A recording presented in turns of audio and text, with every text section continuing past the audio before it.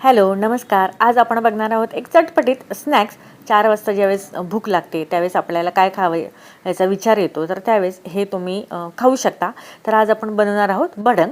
तर यासाठी मी मिरची कट केली आणि शेंगदाणे मला लागणार होते. तर ह्या शेंगा फोडायचा ना मला फार कंटाळा येतो आणि त्याच्यासाठी तर शेंगदाणे तर पाहिजेतच. तर बघा, शेंगा फोडून घेतल्या, सर्व तयारी केली, खोबरं, कढीपत्ता, मिरची हे सुद्धा घेतलं आणि मस्त अशी चटपटीत भडंग बनवली. आता याची रेसिपी पाहिजे असेल तर खाली लिंक देते, त्याच्यावर तुम्ही क्लिक करून चेकआउट करून तुम्ही ही रेसिपी बघू शकता. आता काय, भडंग केली म्हटल्यावर टेस्ट तर केलीच पाहिजे ना. मस्त अशी ब्लॅक कॉफी केली आणि डिशमध्ये भडंग घेऊन मी गॅलरीत आले.